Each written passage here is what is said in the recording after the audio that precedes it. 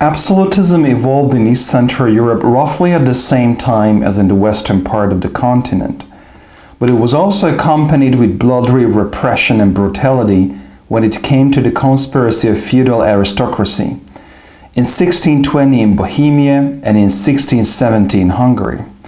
At the turn of the 17th and 18th centuries, Hungarian feudal lords launched a second attempt against the Habsburgs and declared war of independence. This was again crushed, but instead of a bloody revenge, nobility accepted the compromise with the Habsburgs. In exchange to recognize the hereditary succession of the Habsburg dynasty, the nobility could remain in the possession of their estates and enjoy exemption from taxes, rule their serfs freely, and share power with the king via the Hungarian Diet and the counties. Such a compromise would have been unimaginable in the East. Also, it was not known in the West. The Polish case was similar to the Hungarian. A few decades after the partition of the country, Polish aristocracy emerged to be an important factor in the parliament in Vienna. Austrian Galicia received a legislative assembly and the local governor was appointed by the Polish aristocrats. Administration, courts, schools were purely Polish in Austrian Galicia. Also, Polish nobility has virtually unlimited freedom to control their lands and serfs. Half Western, half Eastern structures dominated the Austrian provinces as well. The Enlightenment, however, arrived to the Habsburg Empire as from above, in a typical Eastern manner. Also, some Habsburg lands, especially Hungary, was hardly affected by the absolutist changes. From 1940s onward, Maria Theresa combined political, social, cultural, ideological, and dynastic military elements of the reforms above. Maria Theresa became the Archduchess of Austria in 1940. She was also the sovereign of a number of other lands, which are now part of Slovenia and Italy. She was the Queen of Hungary and Bohemia.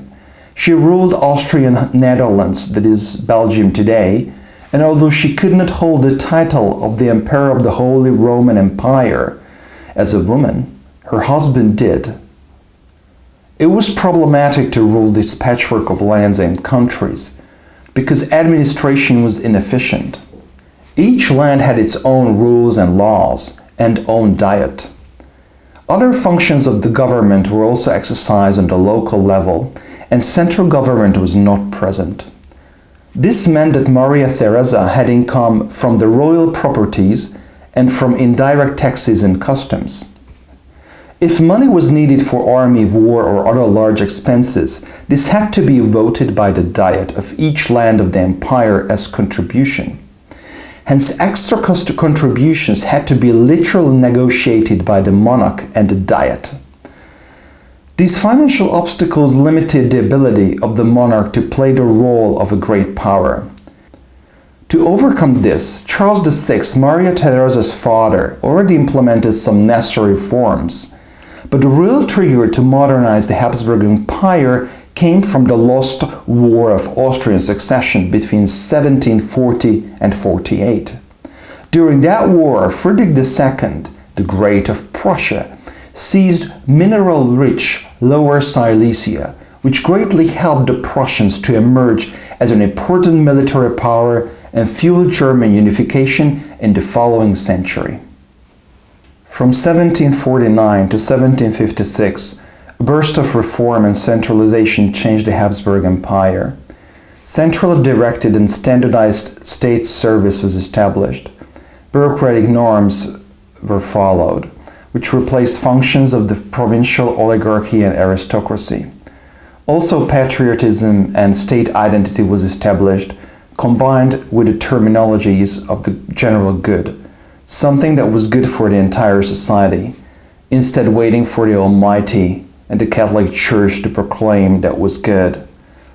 Lastly, the army was modernized to play a unifying and integrating factor within the empire. Some of the nobility opposed these plans and was unable to play a role in the new state bureaucracy. This was especially true for a large segment of the Hungarian nobility, but some exceptions were remarkable. Count Ferenc Esterházy belonged to the most powerful and richest family in Hungary. His second cousin Nicholas was the patron of Joseph Haydn, and Count Ferenc Esterházy was Hungarian Chancellor from 1762 to 1785. Under Esterházy, the personnel of the Chancellery in Vienna rose from 25 to 75, and workload increased considerably from 2,500 letters per annum to 10,000 letters per annum within 30 years of time. Men like Esterházy from the Balasza, Graszalkovich, Festetics families were useful to and liked by Maria Theresa. They were also important symbols to the changed roles of nobility in the Habsburg absolutist state. Reforms sped up when Maria Theresa's son, Joseph II, inherited the imperial crown. After the death of his father, Joseph II aimed to reach alliance with lesser nobility and the burgher class against the overprivileged Catholic Church and aristocracy. In 1767, labor service obligations of the peasants were limited in German Austria. This suit was followed after the 1775 peasant revolt in the Czech Lands. Joseph II managed to set taxes on the Catholic Church, and in 1773 he dissolved the very wealthy Jesuit order and its extensive educational network. By pushing religious education to the background, Joseph II paved the road to state education and Normalschulen and Realschulen, which would slowly replace old Catholic institutions. This educational reform had a positive result and pushed German Austria to the forefront of educational development and paved the way to the intellectual and cultural renaissance of the Habsburg Empire until the First World War. During the second half of the 18th century, it became apparent that the Habsburg Empire was unable to participate to the emerging Western capitalist world economy centered in the North Atlantic. Rather, the Habsburgs aimed to create a division of labor within the boundaries of their empire. From 1775, a customs union among German Austria, the Czech Lands and Silesia facilitated trade and industrialization. Infrastructure was developed, canals were built, rivers were regulated, turnpikes were constructed. Agriculture was modernized, new crops and modern cropping systems were implemented. Serfdom eroded. Paper monies were more widely used. By the end of the 18th century, textile and cotton production, flour milling, brewing and distilling were thriving in the Czech Lands, in German Austria and in Slovenia, and these parts of the empire became net exporters of manufactures. For example, in 1782 and 83, the export of these areas constituted 66% of finished goods, opposed to the 16% of finished goods in their imports. The Czech Lands, Bohemia, Moravia, and Silesia were the most successful examples of industrial change. Both nobles and burghers were open to engage in industrial activities and commercial agriculture and forestry. As a result, the Czech Lands evolved to be the industrial hub of the Habsburg Empire. As a result of economic and social changes, social fluidity increased. More people were allowed to pursue their personal goals, professions in which they could excel. These changes loosened rigid and restrictive social, ethnic, and religious hierarchies, and broadened mental horizons and business opportunities. The outbreak of the French Revolution and the death of Joseph II led to a substantial retreat from the reform under his brother Leopold II. He withdrew the controversial taxes and policies and restored aristocratic liberties in Hungary. Retreat from reforms continued with full throttle under the reign of Franz II between 1792 and 1835. Franz II purged reformers from administration, reaffirmed feudal privileges, and in general substantially reversed the reforms that were exercised under Maria Theresa and Joseph II. But then very turbulent times came. Revolutionary France declared war on the Habsburg Empire in 1792, and the empire unsuccessfully fought back in the following decades. War efforts were constrained by restored privileges and the return to inefficient taxing. Unsuccessful wars were mostly financed by printing more money, and at the end of the war, the empire declared bankruptcy in 1811. The empire's credit rating suffered for its bankruptcy during the following decades. Also, the war and Napoleonic blockade of the continent prevented the diffusion of technological innovations. In this critical situation, foreign policy of the empire and from 1821 imperial affairs fell into the hands of the ultra-conservative Count Clemens Metternich between 1809 and 1848. Under Metternich, the Habsburg Empire came into the forefront of attempts to restore and conserve political order in the European continent. Under Metternich, the Habsburg Empire came into the forefront of attempts to restore and conserve political order in the European continent. And as part of this effort, we now hold the dubious privilege to become the center of international European affairs and alliance against revolutions during the first half of the 19th century. Under Metternich, the Habsburg Empire was a Polizeistaat, a police state, because the state employed censorship, police spies, informers, intercepted mail, used travel restrictions, and mandatory registration of residence. Also, servants, hotel visitors, and Jews had to register. On the other hand, the Habsburg Empire did not drift into the ways of Eastern despotism, because Metternich believed that laws, justice, and social order, and the Catholic Church were the cornerstones of successful governance and the foundation of royal legitimacy and authority. As a result, when compared to the Turkish and Russian empires, the Habsburg Empire operated relatively competent bureaucracy, and it was relatively free from corruption, followed certain legal procedures and professionalism. On the contrary to the Habsburg Empire, the Ottoman Empire in the 18th and 19th centuries suffered continuous fallbacks.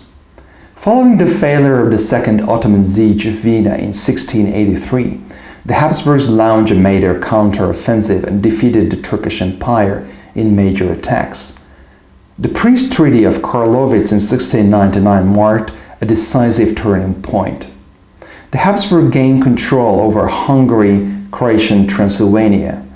After Karlowitz, the Turkish Empire was forced into defense. By 1718, the Habsburgs captured much of Serbia, Bosnia, and Wallachia. By the 19th century, the Turkish Empire was in deep crisis and was labeled as the sick man of Europe. With the Habsburgs, the Ottomans reached status quo. The Ottoman Empire was soon challenged by the emerging Russian Empire. Imperial Russia extended power and influence in the Balkans, the Black Sea region, and the Caucasus.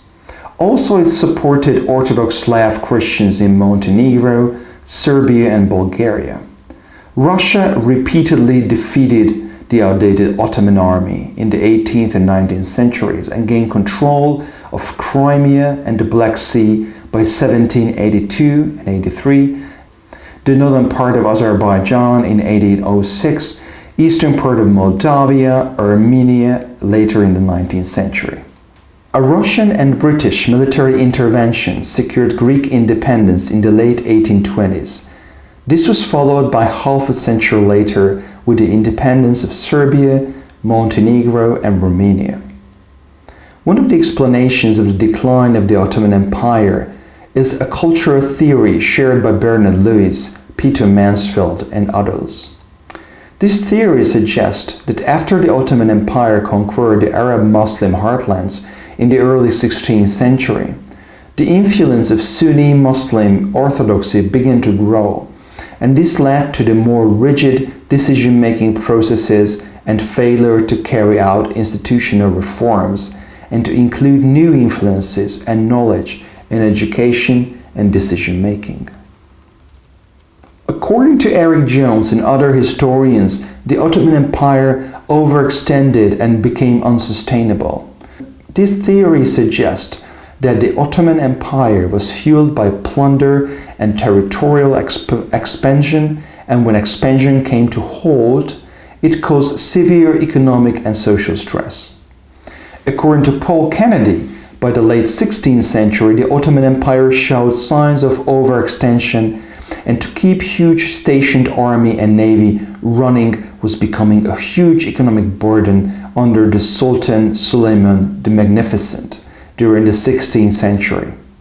Imperial expansion in the Ottoman Empire did not bring the riches and did not facilitate the kind of economic growth and innovation as did in the North Atlantic.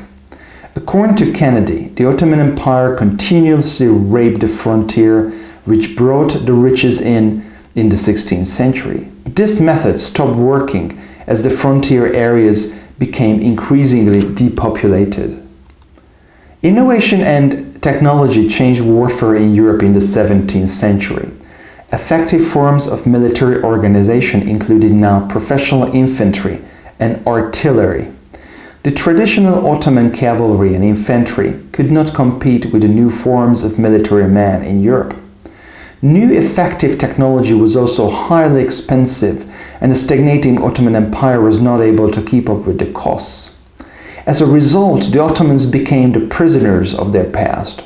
They perceived the need for military, institutional, and economic reforms, and they were motivated to carry out such reforms, but eventually they were unable to remodel of this mechanism of the empire. Unlike the Russian Empire that under Peter the Great, Catherine the Great was able to remodel itself on quasi-Western lines, the Ottoman Empire rather began to look back on the great imperial past and insisted the observance of past practices.